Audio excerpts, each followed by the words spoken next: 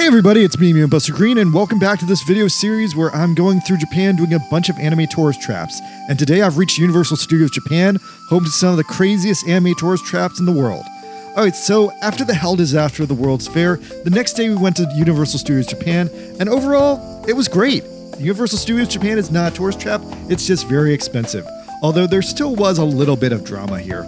Okay, so I'll quick preface that Universal Studios Florida is one of my favorite theme parks ever, but I also haven't been there since I was a kid because I'm poor and my grandma used to take me and then she died and then I could never go again. Anyway, I remember as a kid there were so many sick-ass rides at Universal Studios Florida, like Back to the Future, the Ghostbusters show. There was a King Kong ride that bizarrely smelled like strawberries. Beetlejuice was just there randomly walking around. They had a Jaws ride and, Earthquake, an old Charlton Heston movie apparently. Anyway, that's basically what I remember about Universal Studios from a kid. Oh, also there was this really cool, simulator ride based on Alfred Hitchcock and the Jetsons. Those are super cool. Anyway, there was also the non-interactive Nickelodeon Studios next door, and I feel like I saw the turned off set for Gullah Gullah Island there. Anyway, it's pretty obvious I haven't been to Universal Studios since I was a kid. I did visit Islands of Adventure one time when I was 14, but I was also somehow just too short to go on most of the rides at that time, except for Jurassic Park. So if I ever go back to Islands of Adventure, I basically need to do everything. Anyway, in 2011, when I lived in Japan, I passed by Universal Studios Japan, and that looked super effing cool, but I was too poor and too busy, so I didn't go. So somehow it ended up pretty high on the slots in my Japan FOMO list. And then when I decided to go to the World's Fair, turns out the World's Fair is literally across the street from Universal Studios Japan. So now I was completely locked into going. Going there was an absolute no-brainer. So Universal Studios Japan is somehow ranked as both the finest Universal Studios in the world and one of the best theme parks in all of Asia. The allure of the #1 Universal Studios park and its cool Japan exclusive rides makes it just too cool to pass up. Anyway, I'll cut to the chase, and I will let you know that overall this year, I found the Cool Japan anime offerings to be pretty lackluster overall. So on the day I was there in August of 2025, they had 5 of the following anime-themed activities, ranked from coolest to uncoolest. At the uncoolest, number 5 was the park's temporary collab with the anime The Apothecary Diaries, which I've never gotten into, but it seemed to boil down to being a cosplay anime ramen cafe, and that's all it was. It was a special place to buy green ramen. Mega unspecial, and by the time I got there, they had already stopped serving ramen for the night. Although there still were a large number of cosplayers in the park, seemingly attending the park just to get that sweet green ramen. Next up at number 4 was the cool night reskin of the WaterWorld show that apparently cost extra money to attend, and where they randomly add One Piece character to the show and try really hard to play out this what if Monkey D. Luffy visited WaterWorld scenario. Now we didn't have time to check that out because it was too crowded and too crazy, but apparently it costs extra because people are just way too hardcore about it. I saw cosplayers of One Piece just there for the show. I've also heard gossip around the block that the guy who plays Sanji in the show is a total chick magnet and often has to beat off Horndog Fujiyoshis with a stick. Number 3, something I barely glimpsed but didn't see in its full glory, was the Pokemon Water Gun Fight Parade show. I missed this, but I did get shot by a water gun and it sounded really cool. Then at number 2 was Spy Family the Ride, which I'll be reviewing in a different video because I have a lot to say about that ride, and my friend got sick on there. And number 1 is the park's long-standing Detective Conan ride, which has been at the park for close to over 10 years now, and is kind of the park's signature anime/Universal Studios special experience. And for reasons I'll reveal later, there's a lot of confusing misinformation about this ride, so I'm also going to do a separate video about this ride too, and that'll probably come out tomorrow. And also, there were also special anime audio tracks for One Piece and Spy Family in the Hollywood Dream roller coaster, but those are barely noticeable and kind of worthless if you don't understand Japanese. But I am annoyed that these are marked on the website as being completely separate different rides when they're just audio tracks for the Dream Coaster. Alright, so the next difficulty of USJ is unfortunately that to visit Nintendo World and also Harry Potter World, you need to buy a Fast Pass. And quite frankly, the Fast Pass is also critical if you want to do all or most of the park's large-scale rides in a single day. So buying the pass did allow me to do that, so I was happy with it. But I still agonized over buying the pass because the pass was really expensive. It was about $200 a person, despite entry to the park otherwise being only about $70 a person. So yeah, full price of a day at USJ without food was starting at $270 here. Anyway, you literally have to buy it or they won't let you into Nintendo Land, so they kind of had us like dead to rights here.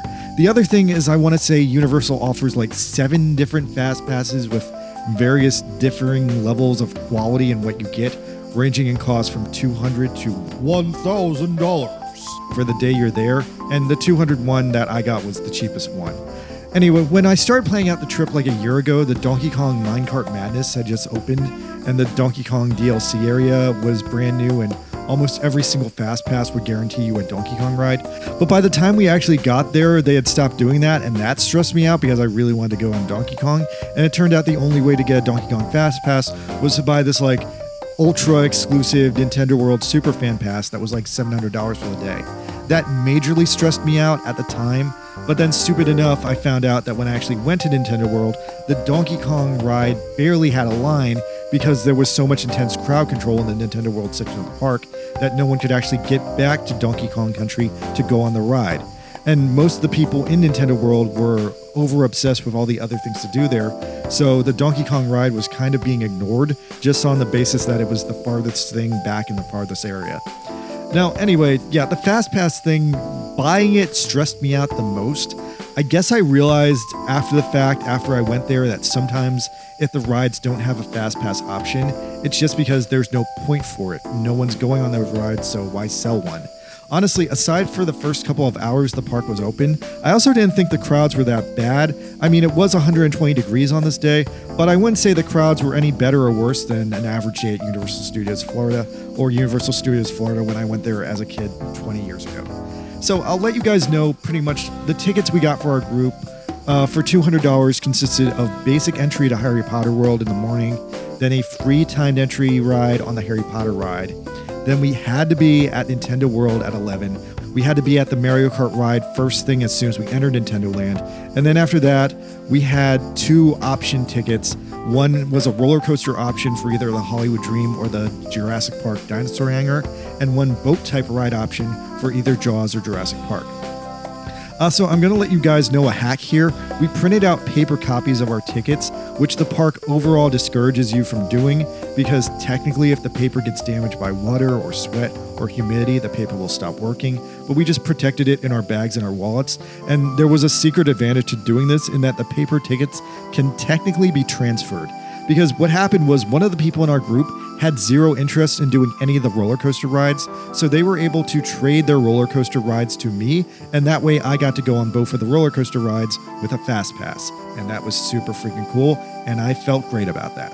Okay, with that preamble out of the way, here's how our day went, and I want to say it went really good until it didn't.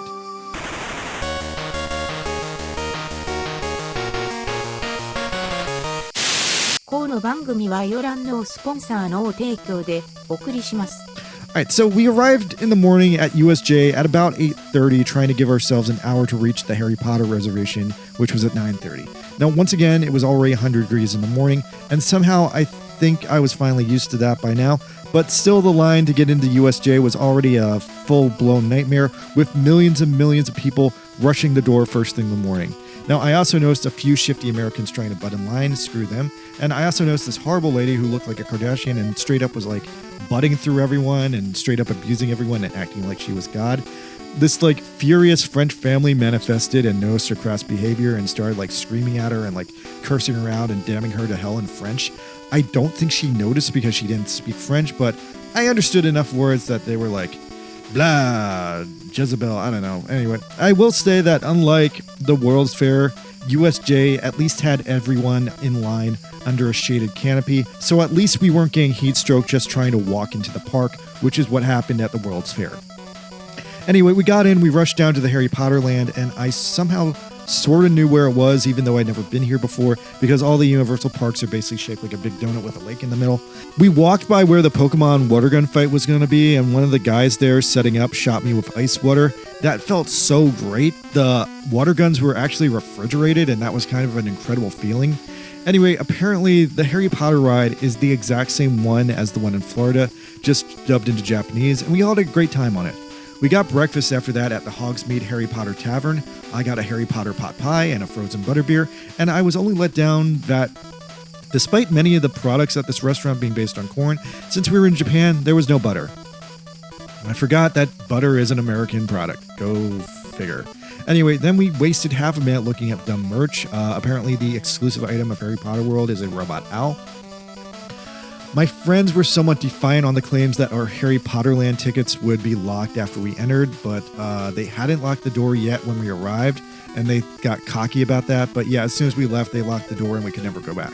So we went to Nintendo Land after that, and I had wanted to buy one of those corny Amiibo watch things, but once again I got sticker shock finding out that the single stupid plastic watch cost $40. And it didn't bother me at the time because the line to interact with all those Mario coin collecting doodads was longer than the longest lines in the entire park.